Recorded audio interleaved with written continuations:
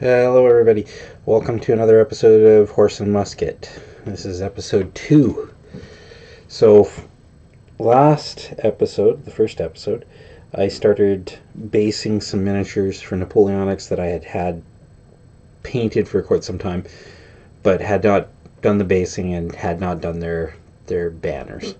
So I've now finished them. I've done a British unit of infantry with their standard, and I have finished off the heavy dragoons. So that's how they look right now. I've done flowers and dirt, a little bit of static grass, but I think they look really good. So what I'm going to do is I'm just going to slide these over, and I'm going to pull these back here. Make sure they're in focus still. And then I'm going to turn them around. Hopefully next time I do this, I will have my photo box set up with this camera. And that way I can put them on the turntable. And then we're just going to slide these out of the way. And we'll slide these out. Make sure they're in focus. And these, the British infantry are Perry miniatures, and the dragoons are from Warlord Games. And they're all 28 mil.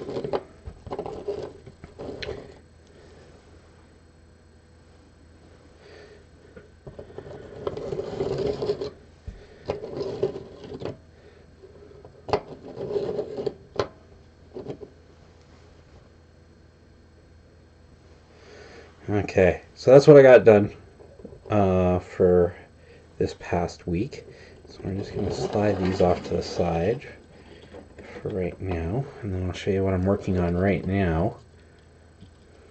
Like I said, I'm going to work on different Black Power eras, whatever, I think looks really cool. So let's pull these guys out. Okay, these guys have been seen in one of my other previous videos. It's Confederate infantry from Perry Miniatures plastic, and I used contrast paints to paint them up. So now I was going to be playing Sharp Practice. I've tried a few games. It's not to my style, I don't think. And I tried to teach some other people how to play, and they preferred black powder because it was easy enough for them to go from Napoleonics to American Civil War to whatever other time period. So what I've done is I've still got them on the magnetic bases, but I've started. Let's pull this over to the side. I've started doing up the rest of the unit for black powder. So I will have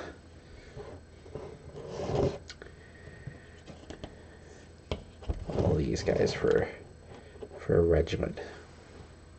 And so I started painting them. I'm only using contrast paints mostly. I probably will use some other colors too as well, but I've just, to keep it consistent with the other 8 that I had painted already. I have a tutorial out for that.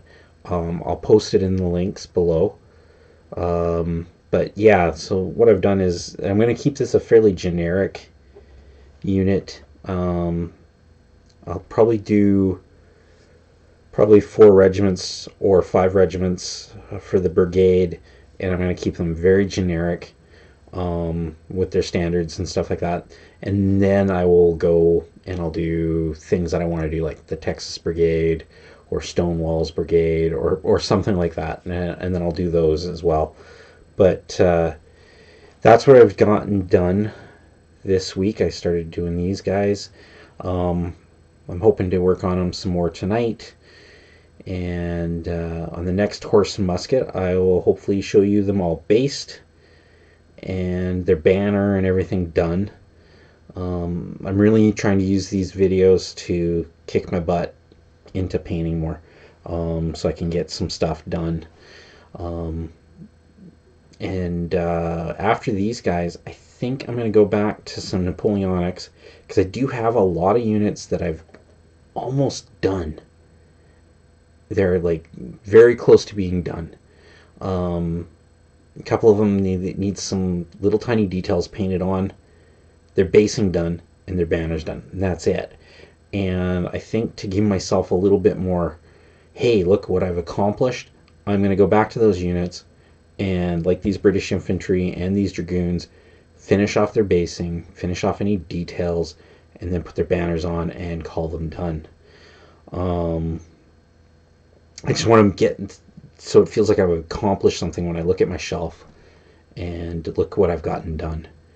And then when my friends and I can play games, it's actually all done. It's not just partially done.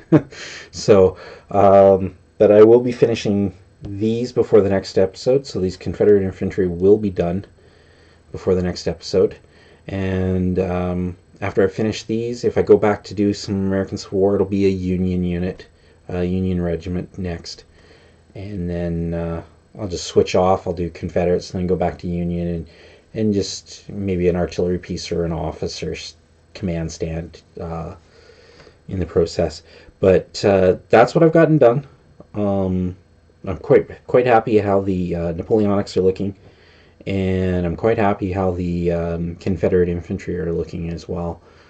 So I'm going to call it there. I was going to do some more painting, but because I'm painting these Confederate infantry and I've already done a painting tutorial, I'm not going to record me painting them. I'll just put the link for the painting tutorial down below. I find the contrast paints, they do really look, I think, look really good. I'm just going to move these guys out of the way here for a second and see if we can get these guys better into focus. I'm going to lift them up here. You know, I really like how those look. It's a really basic paint job, but with black powder you have to paint a lot of infantry and models, and I think this really simple paint job, especially with Confederate infantry, it just looks really good, I think. Especially with hodgepodge units with butternut and grays and light blues and stuff like that. I think it looks really good. But that's where I'm at right now. So the next episode will be next weekend. It's Sunday night. I'm off tomorrow, so I'm going to do some painting tomorrow as well. So that's it for me tonight, guys. Please check out the link for the Confederate infantry painting tutorial. Please like, subscribe. If you have any questions or anything, please leave them below. I'll do my best to answer them.